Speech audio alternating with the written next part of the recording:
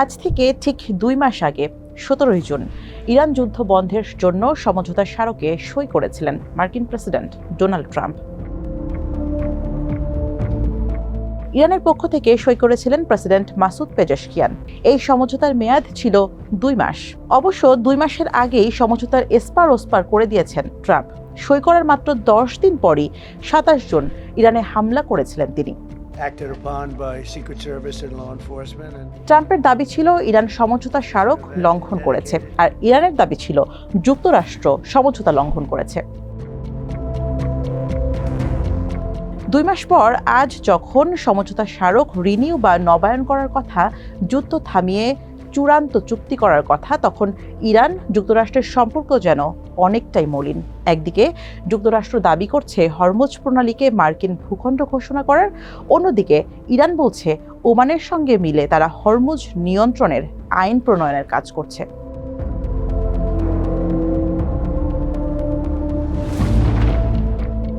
Iran যুক্তরাষ্ট্রের সেই সমঝোতায় বলা হয়েছিল অবিলম্বে 2 দেশ যুদ্ধ বন্ধ করতে সম্মত হয়েছে।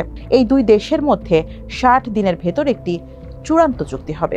সমঝোতায় আরও বলা হয়েছিল 30 দিনের মধ্যে ইরানের ওপর থেকে নৌ অবরোধ তুলে নেবে যুক্তরাষ্ট্র এবং তেহরানকে জব্দকৃত $300 বিলিয়ন অর্থ ফেরত দেবে। বিনিময়ে হরমুজ প্রণালীও খুলে দেওয়ার কথা ছিল ইরানের পক্ষ থেকে।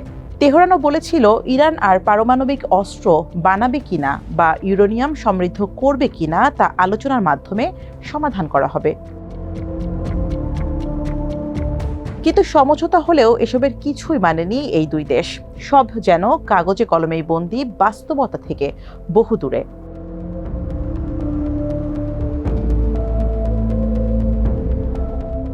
7 জুলাই ট্রাম্প হঠাৎ ঘোষণা করেন ইরানের সঙ্গে সমঝোতা শেষ হয়ে গেছে। এরপরে ও আগেও ইরানের ওপর হামলা চালায় যুক্তরাষ্ট্র। ইরানও ঘোষণা করে যুক্তরাষ্ট্র তার সমস্ত প্রতিশ্রুতি লঙ্ঘন করেছে। তারপর পাল্টা হামলা চালায় ইরানও। এ বিষয়ে তেহরানের ফলিত বিজ্ঞান বিশ্ববিদ্যালয়ের অধ্যাপক মোস্তফা খোশতেশাম আল জাজিরাকে বলেন, যুক্তরাষ্ট্র চুক্তির বা সমঝোতা স্মারকের শর্তগুলো মেনে না চলায় যুদ্ধবিরতি থেমে গেছে এবং অকার্যকর হয়ে পড়েছে।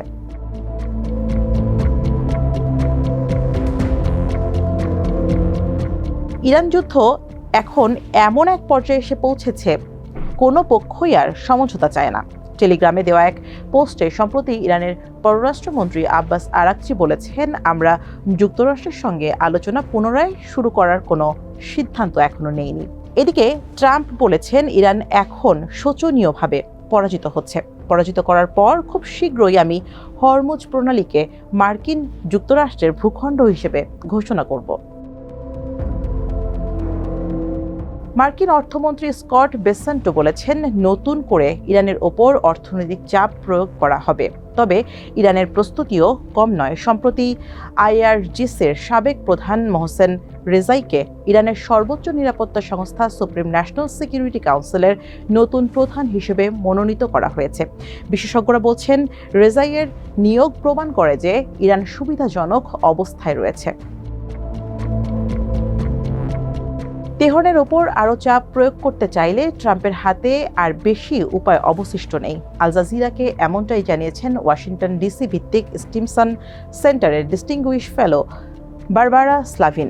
তিনি বলেন, ইরান এখন কঠোর অবস্থান নিয়েছে। জুনে সই হওয়া সমঝোতা স্মারকটি পূরণ না করায় তারা ট্রাম্প প্রশাসনের ওপর স্পষ্টতই ক্রুদ্ধ। তারা আন্তর্জাতিক অর্থনীতিকে নাড়া দিচ্ছে এবং ডোনাল্ড ট্রাম্পকে চাপে ফেলছে। এই বিশ্লেষকের মতে, যেভাবেই হোক ইরান সম্ভবত যুদ্ধের জন্য ক্ষতিপূরণ আদায় করে ছাড়বে এবং হরমুজ প্রণালীর উপর ব্যাপক নিয়ন্ত্রণ লাভ করবে।